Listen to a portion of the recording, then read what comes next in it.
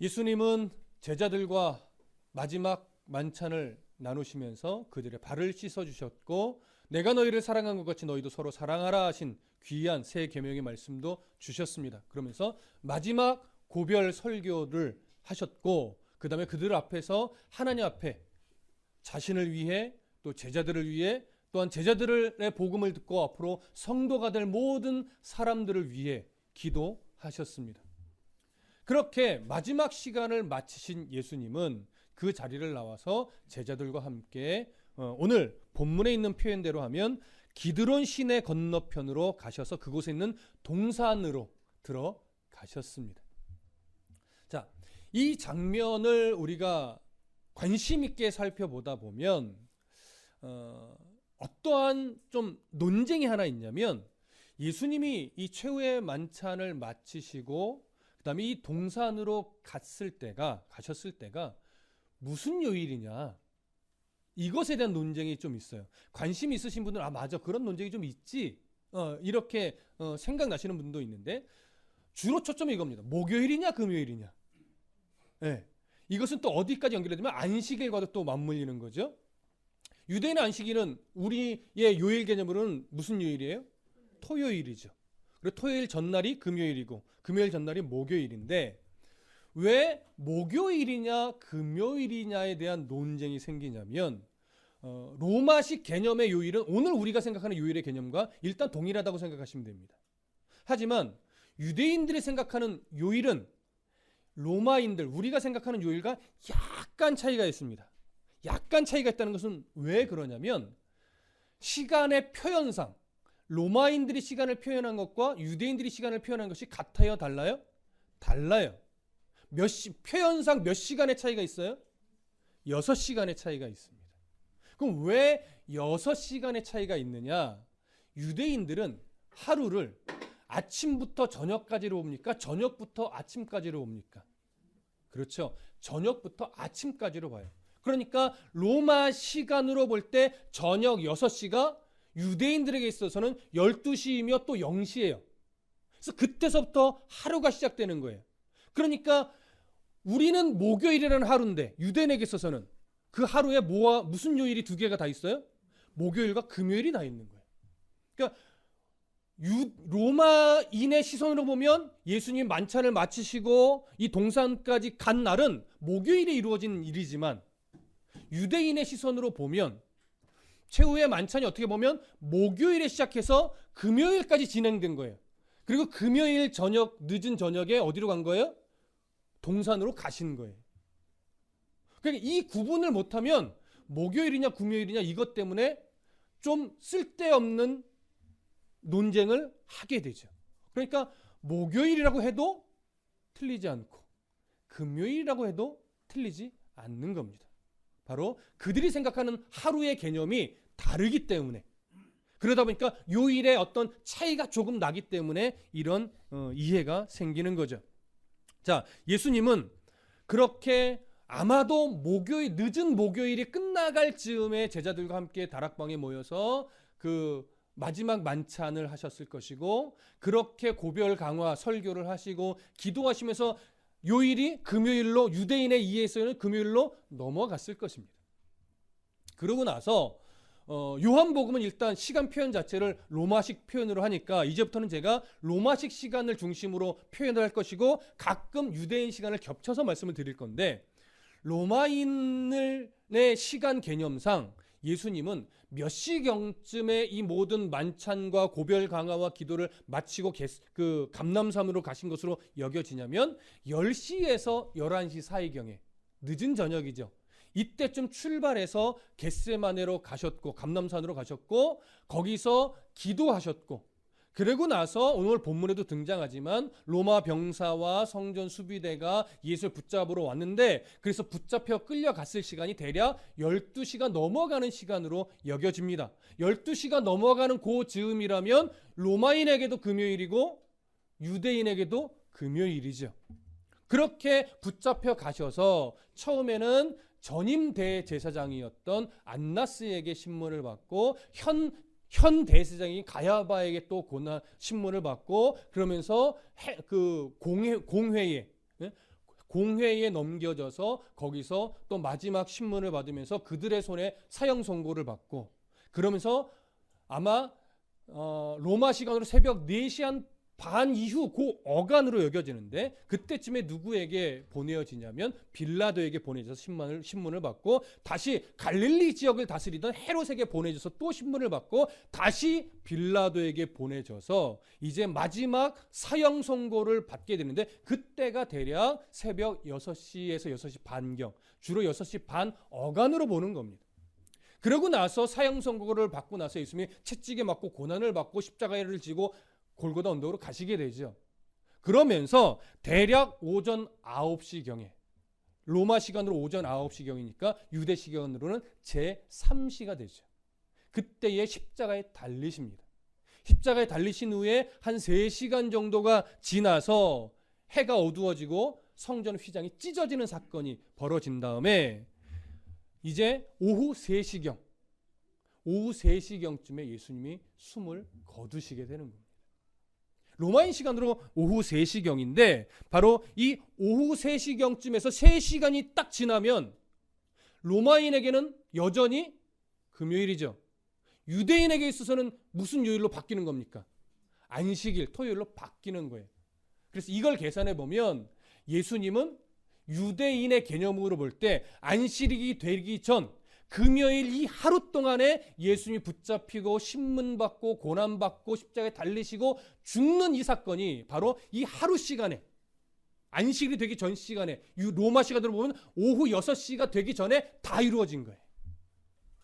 이제 오늘부터 우리는 이렇게 하루라고 하는 안식일이 되기 전 유대인의 이해 속에서 금요일 하루 시간에 일어난 이 긴박한 순간들을 이제 오늘부터 살펴볼 겁니다. 자, 이해되셨죠? 자, 우선 1절 18장 1절을 함께 읽습니다. 시작. 예수께서 이 말씀을 하시고 제자들과 함께 기드론 시내 건너편으로 나가시니 그곳에 동산이 있는데 제자들과 함께 들어가시니라. 자, 동산으로 가셨어요? 대략 로마인 시간으로 몇 시에서 몇 시 사이쯤 출발했다고 말씀드렸죠? 밤 10시에서 11시 사이쯤, 아마도 10시 초입이었을 것으로 보편적으로 좀 바라보고는 있습니다. 그 늦은 시간에 이제 제자들과 함께 갔는데 이 말씀을 하시고 제자들과 함께 갔대요. 여기서 말하는 이 말씀은 뭘까요? 바로 요한복음 13장부터 17장까지 이어져 있는 예수님이 제자들과 마지막 만찬 자리에서 하셨던 모든 말씀, 고별 강화도 해당될 것이고 마지막 기도의 내용도 해당이 되실 겁니다. 이 모든 마지막 말씀을 다 마치시고 제자들과 함께 어디로 가요? 기드론 시내 건너편으로 가시니 그곳에 동산이 있는데 제자들과 함께 들어가셨다라고 말합니다. 자, 예루살렘을 기준으로 보면 예루살렘 동쪽으로 간 건데 굉장히 먼 지역은 아니에요. 근거리입니다. 근거리에 있는 곳으로 가신 건데 예루살렘 동쪽에 있는 동산, 예수님이 제자들과 함께 들어가셨다라고 하는 동산은 구체적으로 이름이 뭘까요? 제가 언급은 했죠. 공간복음에 보면 이 장소를 감람산이라고도 표현을 하고 또 뭐라고도 표현하죠? 겟세마네라고도 표현합니다. 자, 감람산 그리고 겟세마네, 이름만 다른 걸까요? 아니면 뭔가 차이가 있을까요? 같은 장소인데 이름을 다르게 부르는 걸까요? 아니면 조금 다른 걸까요? 겟세마네가 감람산입니까? 아니면 겟세마네랑 감람산은 좀 다른 건가요? 자, 당연한 듯 보이는 질문하니까 뭐라고 대답하기가 애매하시죠. 뭔가가 있으니까 물어보겠지 이러니까 이제 섣불리 대답을 못 하시는 거죠.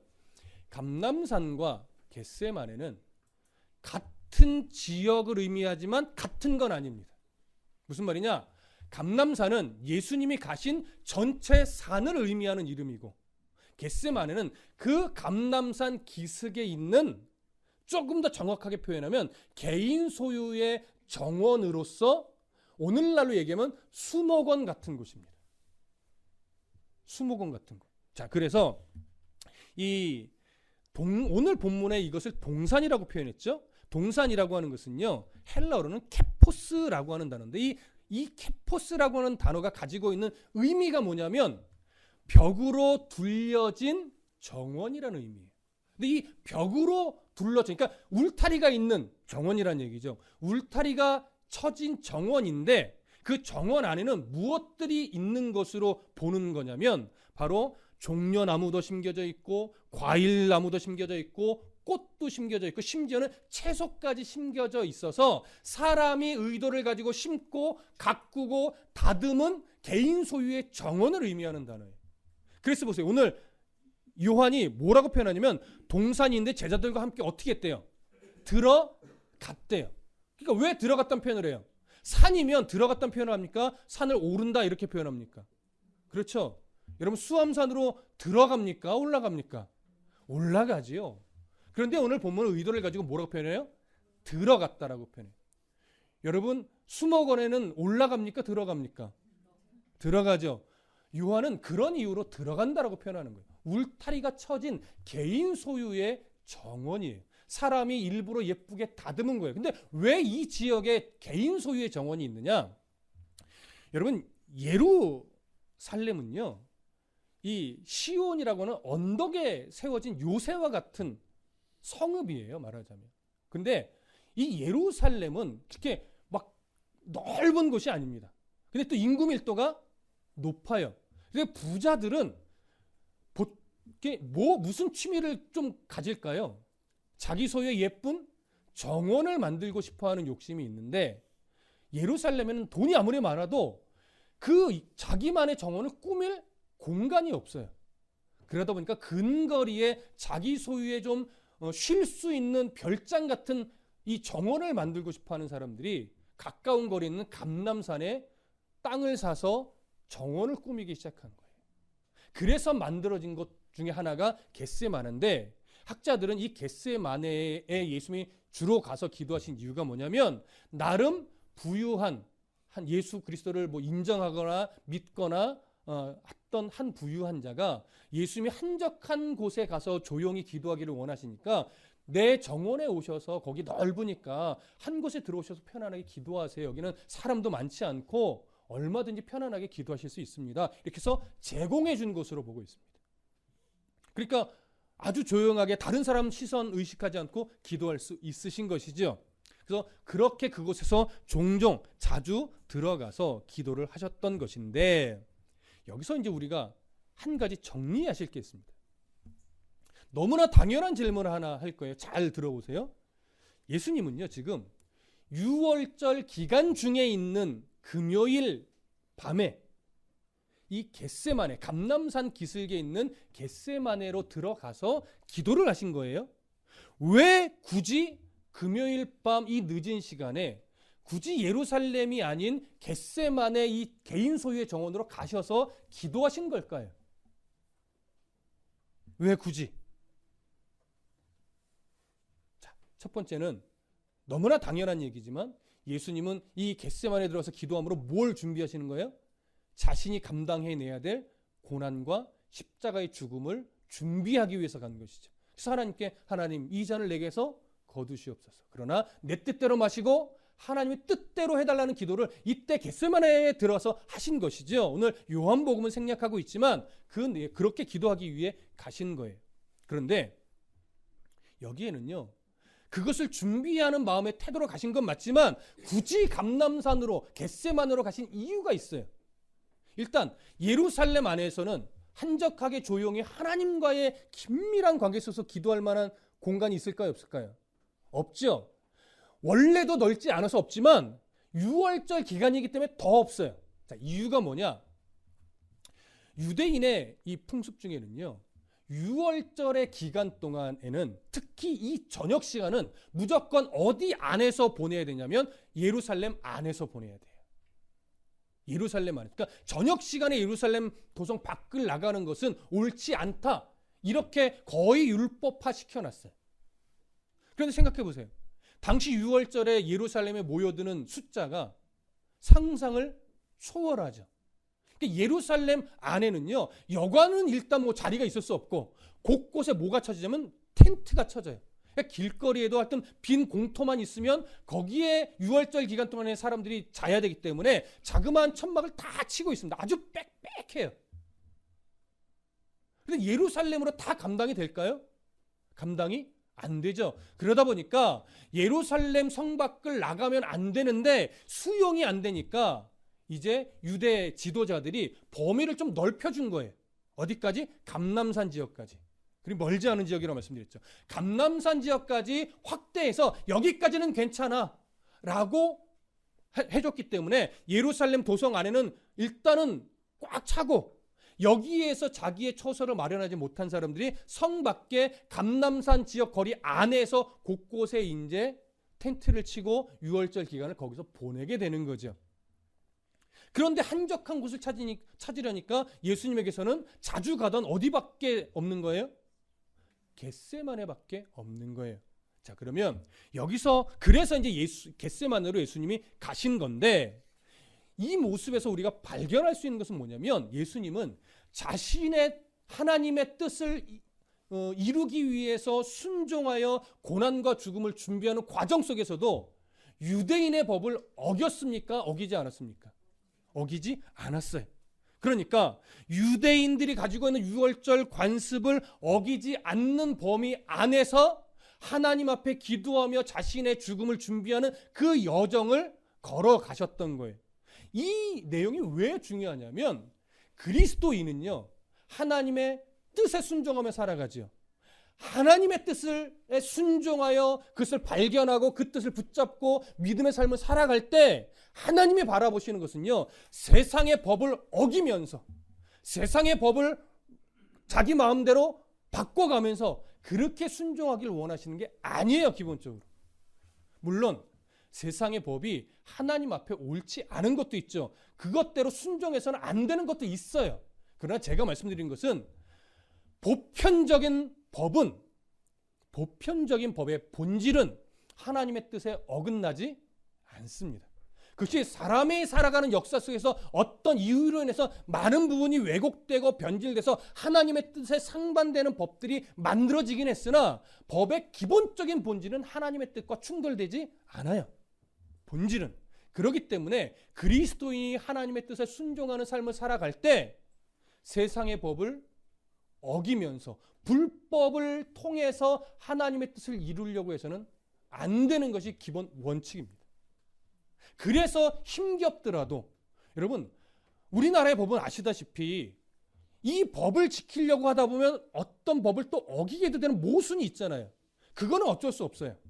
하지만 그리스도는 어떤 고민과 어떤 노력을 하셔야 되냐면, 내가 최소한 이것은 내가 범하지 않으리라, 이 선은 넘지 않으리라. 내가 하나님을 믿는 백성으로서 하나님의 뜻을 이룬다는 명분을 세워놓을 때, 하나님의 뜻 안에서 있는 법의 기준이라면 그것을 어기지 않고 그 범위 안에서 크든 작든 하나님의 뜻을 이루는 삶을 살아내려고 하는 그 태도와 자세가 필요한 거예요. 종종 세상의 법을 교묘히 피해 불법과 편법을 통해서 거둬들인 여러 이익들, 재물이든 명예든 권세든 인기든 그걸 가지고 교회 안으로 들어와서 하나님 감사합니다라고 하면서 뭐 예물을 바치거나 뭐 헌물하거나 이런 경우가 있는데, 그럼 잘 들으십시오. 하나님이 기뻐하지 않습니다. 바른 땀 흘림과 바른 열심과 정직과 성실로 이루어낸 그 결실이 하나님 앞에 드려질 때 하나님이 기뻐하시는 것이지, 다른 사람이 모르고 세상이 그냥 허용한다고 해서 불법을 통해 편법을 통해 잘못된 것을 통해 다른 사람의 눈에 피눈물 나게 만든 그것을 통해서 이루어진 결실을 하나님 감사합니다라고 내어드리는 건 하나님의 이름을 망령되게 만드는 거예요. 그래서 그리스도인은 손해보더라도 정직과 성실과 세상의 법이라고 하는 기본적인 테두리 안에서 하나님의 뜻을 이루려고 노력하고 애써야 되는 것이지, 그걸 어기면서 하나님의 뜻을 이루려고 하는 그런 태도는 빨리 바꾸셔야 됩니다. 교회도 마찬가지예요. 그래서 교회가 무슨 건축을 한다든가 무엇인가를 할 때 굉장히 어려운 거예요. 왜? 가능하면 세상 법을 어기지 않아야 되니까. 가능하면 편법을 쓰지 않아야 되니까. 그럼에도 불구하고 어쩔 수 없이 이루어지는 이 모순된 면이 있는데, 그런 것들을 그냥 아예 무시한다면 교회는요, 불법으로 뭔가를 해놓고 이루어지면 하나님 감사합니다, 하나님께서 도우셨습니다, 이런 말도 안 되는 억지를 부린다고요. 그러지 않아야 돼요. 그래서 어려운 거예요. 그래서 고민이 많이 되는 거예요. 그래서 때로는 많이 우리 계획하고 추진하던 것들이 많이 어그러질 수밖에 없는 거예요. 왜? 안 해야 되니까. 무슨 말씀 이해되시죠? 교회도 성도도 마찬가지입니다. 그래서 사업하는 성도들이 어려운 거예요. 그 법을 다 지켜가면서 어떻게 사업을 해요? 그러나 애써야 돼요. 고민해야 돼요. 내가 이 선만큼은 넘지 않으리라. 하나님의 믿는 백성으로서 내가 사업을 하는데 또 일을 하는데 내가 세상과 똑같이 이걸 어겨가면서 이렇게는 내가 하지 않으리라. 이 기준을 끊임없이 기도하면서 엎드려 물으면서 스스로 정해 가셔야 돼요. 그럴 때 하나님이 기뻐하는 사업을 할 수 있고 일을 할 수 있고 목회를 할 수 있는 겁니다. 우리 모두 이걸 놓치지 마십시다. 2절 함께 봅니다. 함께 읽습니다. 시작. 그곳은 가끔 예수께서 제자들과 모이시는 곳이므로 예수를 파는 유다도 그곳을 알더라. 자, 여기 보니까 그곳은 겟세마네는 가끔 예수께서 제자들과 모이시는 곳이래요. 한글 성경이 가끔이라고 변했어요. 가끔은 자주예요. 진짜 가끔이에요. 아, 이 말이 어렵네. 그쵸? 가끔이라고 번역하니까 예수님이 뜨문뜨문 가신 것처럼 여겨져요. 근데 이 번역이 조금 아쉽습니다. 이 가끔이라고 번역된 헬라어는 폴라키스란 단어인데 본래 의미가요, 자주, 종종 이런 의미예요. 그러니까 예수님은 가끔 가신 거예요? 자주 가신 거예요? 자주 가신 거예요, 여러분. 그래서 이게 번역이 좀 아쉬워요. 예수님 습관을 따라 자주 가셨어요. 그래서 누가복음이나 이런 데 보면 예수님이 습관을 따라 제자들과 함께 기도하러 가셨다는 표현이 있는 거예요. 자주 가셨어요. 그래서 제자들은요, 예수님이 기도하러 가셨냐면 딱 어디로 가셨다는 걸 알아요? 아, 겟세마네로 가셨구나. 이걸 대본에 아는 거예요. 그래서 사도 요한이 이 표현 다음에 뭘 연결하냐면 예수를 파는 유다도 그곳을 알더라.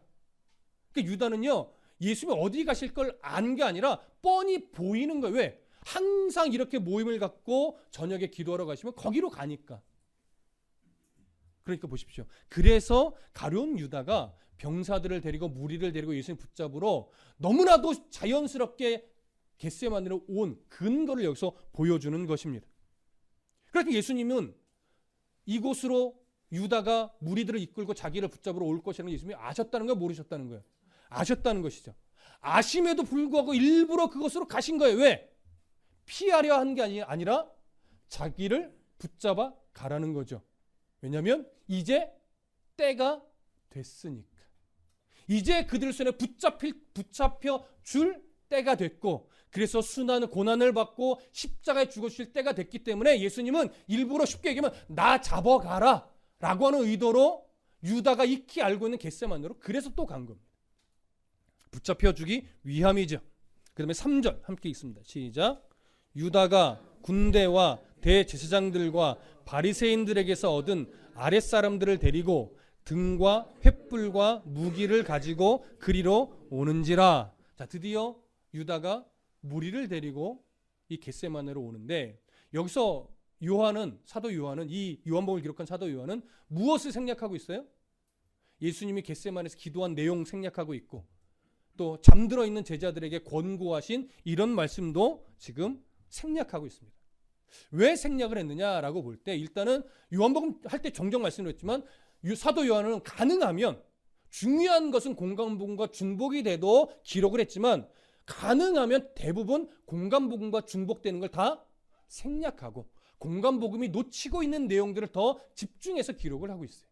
오늘 본문도 가능하면 공간복음과의, 그러니까 마태, 마가, 누가복음 이 세 개의 복음서와의 중복을 피하면서 오늘 본문은 예수님의 고난에 더 집중을 하기 위한 의도로 그런 내용들은 일단 생략을 다 알고 있는 것으로 여기고 생략한 것으로 보여집니다. 자, 그렇게 해서 예수님의 기도 내용과 제자들의 권고하신 내용을 생략을 하고 바로 이제 가룟 유다가 무리를 데리고 오는 장면으로 넘어가는데, 그러니까 몇 종류의 무리가, 몇 부류의 무리를 데리고 왔다고 기록을 합니다. 오늘 3절이 몇 부류의 무리를 지금 표현하고 있을까요? 세 부류일까요? 두 부류일까요? 세 부류로 보이시나요? 두 부류로 보이시나요? 네, 세 부류라는 소리가 잠깐씩 들리는데 두 부류입니다. 첫 번째 부류는 바로 군대이고요. 두 번째 부류는 대제사장들이 아니라 대제사장들과 바리새인들에게서 얻은 아랫사람이에요. 그러니까 아랫사람들을 데리고 온 거예요. 그러면 군사는 누구고 아랫사람들은 누구냐? 여기서 말하는 군사는 헬라어로 보면 이제 스페이란이란 단어인데, 스페이란은 어떤 영어의 근거가 되는 거냐면 스페이드라는 단어. 그러니까 병사라고 하는 거죠. 근데 로마 군사를 의미하는 겁니다. 그러니까 여기서 말하는 군사는 로마 군사를 말하는 거예요. 그리고 아랫사람은 성전 수비대를 말하는 겁니다. 그런데 로마 군사 중에 특히 스페이란이라는 단어를 쓰게 되면 이 스페이란이라는 단어에 해당되는 로마 군사의 병력은 뭐냐면 대략 760명의 보병과 240명의 기병으로 이루어져서 1000명의 군사, 1000명의 군인 이 단위를 스페이란이라는 단어에 해당하는 군사력이에요. 그래서 뒤에 보면 천부장이라는 표현이 나와요. 이들을 이끌고 온 사람이 천부장이에요. 근데 실제로는 원래는 이렇게 1000명으로 구성되는 것이 맞는데 병력상 요 로마 당시 이때는 실제로는 600명 정도밖에 구성이 안 됐다라고 해요. 그러면 600명 정도로 구성된 이 부대 중에서 예수님을 붙잡기 위해 동원된 인원수는 대략 200명 정도로 봅니다. 사도행전에서도 사도들이나 이런 사람을 잡으려고 한 200명 규모의 이 로마 병사들이 투입되는 것으로 보여져요. 그러니까 600명이 다 온 것은 아닌데 200명 정도 왔는데 200명도 많아요, 적어요? 엄청난 거죠. 여기서 이제 우리가 생각해야 될 게 있는 거예요. 자, 성전 수비대들이 왔다는 건 이해가 되죠. 그런데 200명이나 되는 로마 군사가 굳이 예수님 한 사람 붙잡으려고 따라올 이유가 있을까요? 또 요청한다고 해서 야, 니들에 관련된 사람 하나 붙잡으려고 내가 왜 로마 병사를 투입을 해야 되냐? 라고 말하는 게 더 당연하죠. 예수님 한 사람 잡으려고 로마 병사 200명을 동원해 준다는 게 이게 말이 돼요? 목사 하나 잡으려고 우리나라 경찰 200명이 투입됩니까? 말이 안 되죠. 근데 지금 그런 상황이 벌어진 거예요. 그럼 왜 그러느냐? 일단 뭘 우리가 보셔야 되냐면 왜 로마 군사가 왔을까를 이제 제가 정리를 할 건데, 당시 로마 제국은요, 속국들을 다스릴 때 속국들에게 자치적 재판 권한을 상당히 많이 줬어요. 특히 유대인들에게는, 이스라엘에게는 그 자치권을 상당히 많이 줬습니다. 유일하게 하나만 안 줬어요. 사형 집행권은 안 줬습니다. 사형 집행권은 오직 어디에서만 내릴 수 있냐면 로마 정부 차원에서만 사형 집행을 언도할 수 있었어요. 그런데 지금 유대 지도자들은 이미 예수님을 향해서 어떻게 하기로 작정을 했었죠? 예수님을 붙잡아서 죽이기로 작정했어요. 이미. 여러분 요한복음 11장 50절 가볼까요? 요한복음 11장 50절. 현 대제사장 가야바가 했던 말인데 50절, 11장 50절 함께 읽어봅니다. 시작. 한 사람이 백성을 위하여 죽어서 온 민족이 망하지 않게 되는 것이 너희에게 유익한 줄을 생각하지 아니하는도다. 이렇게 말하죠. 이것이 뭐냐면 예수님을 위하는 것이 아니라 그 예수를 죽여야 우리의 기득권이 무너지지 않고 우리가 로마에게 또 해를 당하지 않는다. 이런 철저하게 이기주의적이고 철저하게 자기 기득권을 지키려는 차원에서 말을 한 거예요. 자, 왜 현대제사장이란 말을 쓸까요? 잠시만 말씀드리죠. 오늘 본문 3절에서도 대제사장들이라는 표현을 쓰죠. 이전에도 언급을 했지만 기본적으로 유대인의 대제사장은요, 종신직이에요. 그 사람이 죽어야 다음 제사장이 세워지는 건데 당시 로마 제국이 어떤 정치적인 이유로 현직 대제사장을 은퇴시키고 새로운 대제사장을 죽지도 않은데 막 세우는 일이 벌어졌어요.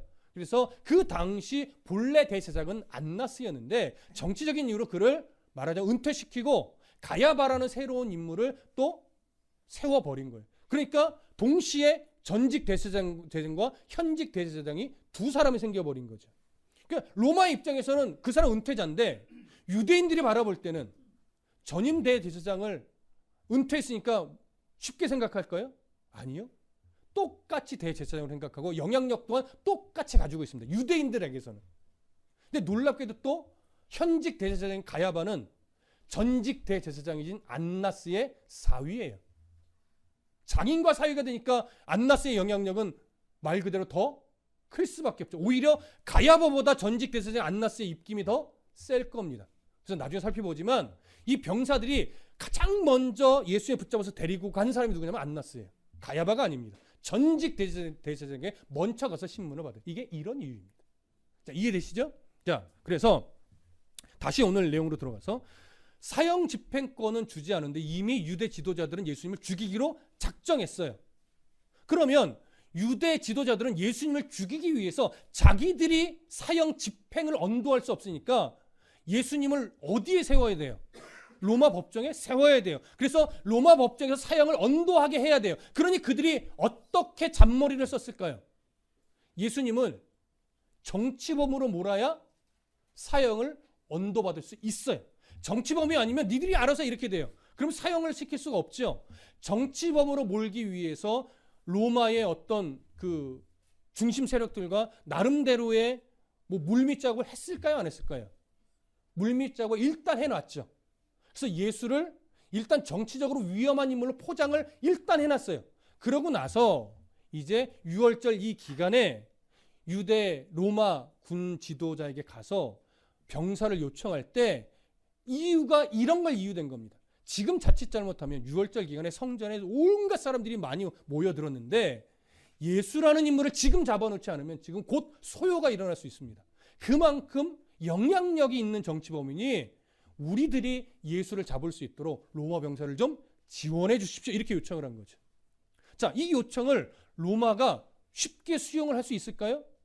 사실은 표면적으로 쉽게 수용할 수 없는데 쉽게 수용을 할 수 있는 배경적 이유가 있어요. 자, 본래 로마 병사는요, 예루살렘에 주둔하지 않아요. 여러분, 로마 병사가 당시 주둔했던 지역은 예루살렘에서 좀 거리가 떨어진 가이사라라는 지역이에요. 가이사리아. 이 헬란말은 요러고서 리아 이런 게 많이 들어가요. 가이사리아에 주둔을 하는데 6월절에는 너무나 많은 사람들이 예루살렘으로 모여들다 보니까 소요가 일어나지 않게 하기 위해서 이 바로 한 1000명, 600명 정도의 이 로마 병사를 예루살렘에 투입해서 소요가 일어나지 않게 질서 치안을 유지하게 합니다. 그러니까 이미 이때 로마 병사 중 상당수가 어디에 와 있어요? 예루살렘에 와 있어요. 그러니까 예루살렘에 와 있는 로마 병사를 200명 정도 동원시키기가 나름대로 수월하죠. 그리고 소요라고 하는 이 단어에 로마인들은 예민해요. 왜? 소요가 일어나면 내가 정치적 능력이 부족하다고 여기기 때문에 로마 황제가 파면시킬 가능성이 많아요. 그래서 항상 이 지역 분봉왕들이나 총독들은 뭐에 예민하냐면 반란, 소요, 밀란 이거에 엄청나게 예민합니다. 그래서 나중에 바라바와 예수님 이 사이에서도 그 소요가 일어날까 봐 무리들의 원대로 예수님을 그 십자가에 죽게끔 내어주게 되는 거예요. 그래서 지금도 이런 이유로 로마 병사 200명이 너무나도 손쉽게 유대 종교 지도자들의 요청에 의해 지금 동원이 돼서 지금 붙잡으러 온 겁니다. 자, 이렇게 로마 군사와 성전 수비대가 유다의 인도를 따라 겟세마네까지 왔어요. 근데 올 때 무엇을 갖고 왔냐면 등과 횃불과 무기를 갖고 왔어요. 여러분, 등과 횃불을 갖고 왔다는 건 무슨 이야기예요? 결국 이때가 한밤중이라는 얘기죠. 검과 몽치. 그러니까 다른 공간복에서는 무기를 뭘로 표현해요? 검과 몽치라고 표현해요. 몽치는 몽둥이죠. 검은 로마 병사들이 들었을 거예요. 몽둥이는 누가 들었을까요? 성전 수비대가 들었을 겁니다. 그렇게 이 수많은 무리가 무기를 들고 예수 한 사람을 잡으러 지금 온 거예요. 왜? 그들에게는 정치범으로 지금 몰려 있기 때문에. 자, 4절 보시죠. 함께 읽습니다. 시작. 예수께서 그 당할 일을 다 아시고 나아가 이르시되 너희가 누구를 찾느냐. 예수 앞에 200명이 넘는 군사 200명 정도, 또 성전 수비대들, 또 그 앞에 누가 있어요? 유다가 있겠죠. 무리들이 다 오니까 예수님이 그들의 말을 기다리지 않고 먼저 뭐라고 물어요? 너희가 누구를 찾느냐? 예수님의 이 물음은요, 자신이 겟세마네에서 기도한 이후에 내가 이제 너희들에게 붙잡혀 주어서 고난받고 십자가에 죽을 준비가 다 됐으니 나를 뭐 하라는 거예요? 잡아가도 좋다. 이것과 동일한 의미입니다. 그래서 물어요. 너희가 누구를 찾느냐? 뻔히 알면서. 그랬더니 그 무리들이 이제 대답을 합니다. 5절과 6절 함께 읽습니다. 시작. 대답하되 나사렛 예수라 하거늘 이르시되 내가 그니라 하니라. 그를 파는 유다도 그들과 함께 섰더라. 예수께서 그들에게 내가 그니라 하실 때에 그들이 물러가서 땅에 엎드러 지는지라. 자, 그들이 대답을 합니다. 나사렛 예수를 찾는다. 나사렛 예수라는 말은 나사렛 출신인 예수를 찾는단 말이에요. 당시 예수라는 말은 흔한 이름이었습니다. 여호수아 이런 느낌과 같은 표현인데 예수와 여호수아, 예수 다 동일한 의미로서 비슷한 이름이 많습니다. 그러다 보니까 항상 누군가를 찾을 때는 어디 출신의 누구 이렇게 찾는 것이 당시의 문화이고, 또 나사렛이란 이 단어 자체는 당시 사람들이 좀 무시하던 지역이에요. 빈민촌 같이. 그러다 보니까 좀 무시하는 어투도 있긴 하지만 초점은 그거예요. 나사렛 출신인 예수를 찾는다. 왜냐하면 이들은요 예수를 못 본 사람이 많아요. 그러니까 대부분 다 예수님의 얼굴을 모릅니다. 그래서 지금 누구를 찾느냐 묻는 사람이 예수인지를 모르고 그들이 대답하는 거예요. 우리는 나사렛 출신 예수를 찾는다. 이렇게 말을 하는 거죠. 그랬더니 예수님이 이렇게 말합니다. 내가 그니라. 헬라어로는 에고 에이미라고 하는 표현인데, 에고 에이미라는 표현은 성경에서 보면 예수님이 하나님이시라는 자기의 신적 모습을 드러낼 때 쓰는 표현이에요. 보통적으로. 근데 예수님이 지금 이 자리에서 내가 예수야 이렇게 표현하지 않고 에고 에이미, 내가 그야 이렇게 대답을 합니다. 신으로서의 자기의 모습을 이제 신이지만 우리를 위해 십자가에 죽으실 예수 자신의 본 모습을 당당하게 드러내신 거죠. 근데 이 표현과 함께 이런 표현을 연결해요. 5절 중간에 보면 그를 파는 유다도 그들과 함께 섰더라. 여기 그들과라는 건 누구겠어요? 무리들이죠. 군사들과 성전 수비대. 그들과 섰더라 이렇게 표현해요. 뭘 강조하기 위함이에요? 예수의 제자였던 유다가 이제 예수의 제자이기를 거절하고 예수를 대적하는 편에 섰더라. 이 안타까운 모습을 강조하는 거예요. 그러면서 그런 유다의 모습을 드러내면서 이제 6절에 우리가 잘 캐치 못했던 표현이 하나 나오는데 6절 다 같이 한 번만 더 읽어보겠습니다. 시작. 예수께서 그들에게 내가 그니라 하실 때에 그들이 물러가서 땅에 엎드러 지는지라. 공간복음에는 없는 표현입니다. 요한만이 기록하고 있는 표현인데 예수님이 그들에게 내가 그니라 라고 딱 표현하니까 그 200여 명의 군사들과 또 무리 성전 수비대들이 뒤로 물러가면서 어떻게 됐대요? 엎드러졌대요. 어떤 사람은 엎드러졌다를 고개 숙여 인사했다 이런 표현으로 해석을 하기도 하는데 제가 볼 땐 좀 무리합니다. 엎드러졌어요. 자, 이들이 예수님이 그들 앞에서 당당하게 내가 그니라 라고 딱 말하니까 왜 그들이 멈칫 뒤로 물러서면서 엎드러졌을까요?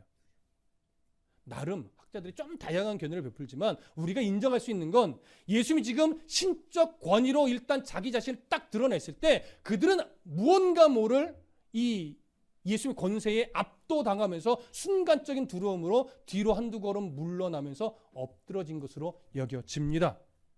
그런데 왜 이 장면이 우리에게 중요하냐?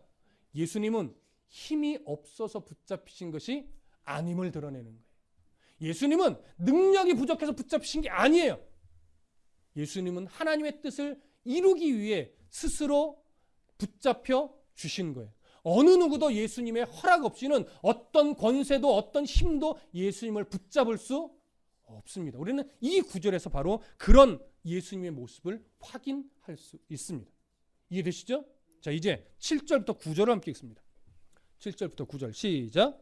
이에 다시 누구를 찾느냐고 물으시는데 그들이 말하되 나사렛 예수라 하거늘 예수께서 대답하시되 너희에게 내가 그니라 하였으니 나를 찾거든 이 사람들이 가는 것은 용납하라 하시니 이는 아버지께서 내게 주신 자 중에서 하나도 잃지 아니하였사옵나이다 하신 말씀을 응하게 하려 함이러라. 자, 7절의 시작을 잘 보세요. 이에 다시라는 표현을 하죠. 그래서 예수님이 누구를 찾느냐 또 물어요. 그러고 나서 그 무리들이 또 대답해요. 나사렛 예수를 찾습니다. 나사렛 출신 예수를 찾습니다. 했더니 8절에서 예수님이 또 똑같이 너에게 내가 그니라고 대답했다. 마치 똑같은 상황이 다시 반복되는 듯하죠. 근데 이 반복되는 대화의 주도권이 무리에게 있습니까? 예수님에게 있습니까? 예수님에게 있어요. 이 상황이 마치 병사들이 힘을 가지고 예수님을 붙잡으러 온 것처럼 여길 수 있으나 실제로 이 상황을 주도하는 인물은 예수님이라는 거예요. 예수님이 붙잡혀 주시는 거예요. 이해되시죠? 그것을 한 번 더 강조합니다. 그래서 예수님 지금 붙잡혀 주시는 것이고, 붙잡혀 주시는 그 예수님이 이런 표현을 하나 더 덧붙여요. 나를 찾았으니, 나를 찾거느지라는, 네가 지금 너희들이 나를 이제 찾았다. 그러니 나만 붙잡아가고 이 다른 이 사람들, 제자들이죠. 11명의 제자들은 다 돌아가게 해라. 같이 붙잡아가지 마라. 그래서 실제로 다른 제자들을 붙잡아가지 않습니다. 예수님만 붙잡아갑니다. 근데 왜 예수님이 이렇게 다른 제자들을 그냥 돌아가게 해주셨냐면, 해석을 해주시죠. 9절. 이는 아버지께서 내게 주신 자 중에서 하나도 잃지 아니하였사옵나이다 하신 말씀을 응하게 하려 함이라. 자, 이 표현은 어디에서 등장했던 표현입니까? 예수님의 최후의 만찬 때, 고별 강화 후 기도하실 때, 제자들을 위한 기도에서 예수님의 기도에서 등장을 하죠. 한번 확인해 볼까요? 17장 12절. 자, 17장 12절 함께 읽어봅니다. 시작. 내가 그들과 함께 있을 때에 내게 주신 아버지의 이름으로 그들을 보존하고 지키었나이다. 그 중에 하나도 멸망하지 않고 다만 멸망의 자식뿐이오니 이는 성경을 응하게 하려 함이니이다. 예수님의 십자가의 죽음은 결국 누구를 구원하기 위함이라는 의미예요. 바로 이 제자들을 구원하기 위함이라는 거죠. 넓게 보면 결국 제자들과 제자들을 통해 예수 그리스도를 믿게 될 모든 성도들을 구원하기 위함이라는 거예요. 그래서 이 그림에는 예수님이 바로 이 무리들을 구원하기 위해 홀로 십자가에 달려 죽으실 것이라고 하는 이 의미가 이 표현 안에 담겨 있는 것입니다. 자, 이해되십니까? 네. 그래서 예수님의 이 그 기도의 성취를 우리가 보게 되고요. 마지막 10절과 11절 함께 읽겠습니다. 시작. 이에 시몬 베드로가 칼을 가졌는데 그것을 빼어 대제사장의 종을 쳐서 오른편 귀를 베어 버리니 그 종의 이름은 말고라. 예수께서 베드로더러 이르시되 칼을 칼집에 꽂으라. 아버지께서 주신 잔을 내가 마시지 아니하겠느냐 하시니라. 자, 이제 오늘 우리가 나눌 본문의 마지막 부분인데, 예수님을 붙잡으러 온 200여 명의 군사들과 성전 수비대, 그리고 아마도 그들을 인솔했던 것은 대제사장의 종이었던 말고일 것으로 여겨져요. 그러니 제일 앞에 누가 서 있겠습니까? 유다 말고, 이 말고가 아마 서 있었을 것이에요. 그렇게 무서운 눈빛으로, 압도는 당했었지만 여전히 살기 어린 눈빛으로 예수님을 붙잡으려고 하고 있는 그 상황 속에서 베드로는 옷 속에 감추어 있던 단검, 짧은 검 하나를 빼어들어서 말고의 오른쪽 귀를 자르는 이 장면이죠. 자, 이 장면에서 우리가 생각해 봐야 될 건 뭐냐면, 베드로가 왜 일부러 말고의 귀를 노린 건 아닐 거예요. 휘두르다 보니까 우연히 그의 오른쪽 귀를 베게 된 거겠지요. 왜 말고의 귀를 잘랐을까요? 베드로가. 왜? 여러분, 어렵게 생각하지 마십시오. 이거 함정 있는 질문이 아닙니다. 예수님을 뭐 하고 싶은 거예요? 보호하고 싶은 거예요. 예수님을 지키고 싶은 거예요. 예수님을 붙잡혀 가지 않게 지키고 싶었던 거예요. 여러분, 이 마음이 위선일까요? 진심일까요? 진심이지요. 근데 보세요. 그 진심을 절대 왜곡하면 안 됩니다. 정말 순수한 마음으로 예수님을 지키려고 그는 옷 속에 감춰뒀던 단검을 꺼내서 말고의 귀를 자르게 된 거예요. 그런데 여기에서 하나 무엇을 봐야 되냐면, 당시 6월절 기간에는요, 어느 누구도 무기를 소지하면 안 됩니다. 그러니까 일단 지금 베드로가 무기를 옷 속에 감췄다는 것은 유대 법을 지킨 거예요, 어긴 거예요? 일단 어긴 거예요. 여기서부터 베드로는 뭔가 초점을 잃었습니다. 하지만 순수하게 예수님을 지키고자 하는 그 마음으로 이 일을 행한 것은 분명히 맞아요. 근데 예수님이 그런 베드로의 이 용기 있는 행동을 인정합니까? 인정하지 않습니까? 인정하지 않아요. 그래서 마지막 구절 한 번 더 읽을게요. 11절. 시작. 예수께서 베드로더러 이르시되 칼을 칼집에 꽂으라. 아버지께서 주신 잔을 내가 마시지 않아야 하겠느냐 하시니라. 이 말은 뭐예요? 네가 나를 지키고 보호하려는 용기 있는 행동을 한 것은 알지만 너는 지금 내가 왜 붙잡혀 주는지를 모르고 엄한 행동을 한 거다, 이 얘기를 하는 거죠. 예수님은 너희를 구원하기 위해 하나님의 뜻에 순종하여 기꺼이 붙잡혀 주는 것인데, 하나님의 뜻을 이루려고 붙잡히는 나를 네 헛된 열심과 헛된 마음과 분별하지 못하는 그 마음을 가지고 내 길을 지금 네가 막고 있는 거야. 그러니 칼을 칼집에 꽂아 넣어라, 이 얘기를 하는 거죠. 이게 왜 중요하느냐? 하나님이 무엇을 하려는지 모르고 하는 행동은 하나님이 인정하지 않아요. 그래서 우리가 무엇을 알아야 되냐면, 무슨 행동을 하기 전에 하나님이 그 행동과 그 결정을 인정하실까? 이걸 먼저 고민해야 돼요. 그렇기 때문에 신앙적인 열심과 뜨거운 헌신보다 더 중요한 건 뭐냐면 예수 그리스도의 마음을 아는 거예요. 예수 그리스도의 마음을 모르는 상태에서 나오는 신앙적 열심과 뜨거운 헌신은 때로, 아니 상당 부분 하나님께 인정 못 받을 경우가 훨씬 더 많습니다. 그래서 교회는 헌신과 봉사가 먼저 되는 것이 아니라 하나님의 앞에서 예배를 통해, 말씀을 통해 하나님과의 교통을 먼저 이루면서 누구의 마음을 아는 게 먼저 우선이에요? 하나님의 마음을 아는 게 우선이에요. 교회를 향한 하나님의 마음, 나 개인을, 성도를 향한 하나님의 마음, 공동체를 향한 하나님의 마음, 이것을 먼저 알아가는 씨름이 우선돼야 돼요. 이것을 근거로 하나님에 대한 이해 속에서 바른 헌신이 나오는 거고 바른 열심이 나오는 거란 말이에요. 이게 절대 뒤집어져서는 안 돼요. 이게 뒤집어지면 교회가 건강하게 가지 않습니다. 그러니 하나님의 말씀을 바르게 하는 것이 얼마나 중요합니까? 이것 때문에 베드로전서 4장 1절에 가보면 예수님의 그 마음으로 갑옷을 삼으라고 말씀하는 거예요.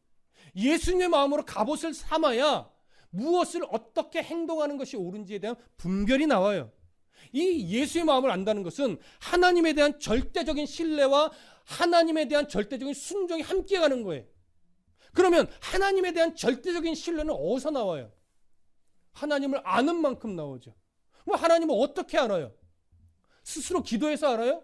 아니요. 말씀과 기도가 함께 가면서 아는 거예요. 또한 말씀과 기도가 함께 가면서 안다는 것은 뭐냐면, 말씀과 기도로 무장이 되면서 그것이 삶의 현실 속에서 적용되어지는 씨름 속에서 아 진짜 하나님의 마음이 이것이구나를 느끼고 경험하면서 알게 되는 거예요. 그러니 말씀과 기도와 그 말씀을 근거로 한 삶에 대한 순종함이 없이는 하나님을 신뢰할 수 없습니다. 경험이 되어져야지 진짜 나에게 주시는 말씀이 되지요. 무슨 말씀 이해되십니까? 그래서 하나님에 대한 신뢰를 위해 우리는 말씀과 기도와 그 말씀을 붙잡는 삶의 순종, 이 씨름을 통해서 하나님을 알게 되어 신뢰하게 되고, 하나님을 신뢰하게 되는 만큼 바르게 하나님 앞에 순종하게 됩니다. 그 순종이 바로 그리스도의 마음으로 갑옷을 삼는 거예요. 그리스도의 마음으로 이렇게 갑옷을 삼게 될 때 베드로처럼 안타까운 열심을 내지 않아요. 하나님이 인정하시는 열심을 내고 하나님이 인정하시는 헌신을 해야 비로소 그 열심과 헌신이 아름다운 열매를 맺지요. 그러니까 나는 열심히 하는데 이상하게 자꾸 아름다운 열매가 맺혀지지 않을 때가 있지요. 나는 분명히 열심히 교회를 위해 헌신하고 열심히 막 봉사했는데 이상하게 아름다운 열매가 아니라 분열과 다툼과 시기가 일어나요. 왜 그럴까요? 다 그렇다라고 말하기는 어렵지만 이 중심을 놓친 거예요. 하나님의 마음을 놓친 거예요. 하나님이 뭘 원하시는지 놓치고 내 열심에 취해서 내 열심과 헌신만 앞장 세우다 보니까 하나님의 마음은 뒤로 가 있고 내 열심만 앞에 있는 거예요. 그러니까 그런 열심의 결과는 뭐예요? 실망과 실족과 하나님에 대한 원망이 나올 수밖에 없죠. 베드로의 이 열심은 바로 잘못된 것이 아니라 우리가 교훈으로 삼아야 될 모습입니다. 나중에 베드로가 이 잘못된 열심을 깨닫고 나서 오순절 성령 강림 이후에는 이제 다투는 모습, 앞장서서 혈기 부리는 모습이 아니라 십자가에 죽기까지 복음을 위해 겸손히 내어 달리는 그런 베드로의 모습으로 바뀔 수 있었던 겁니다. 말씀으로 새로워지는 성도가 되시길 소망합니다. 열심과 헌신을 앞장 세우는 성도가 아니라 우선 말씀을 통해 하나님을 알아가는 일에 최선을 다하고 그 말씀이 이끄시는 만큼의 헌신과 바른 열심을 내시는 그런 성도가 되시기를 간절히 소망합니다.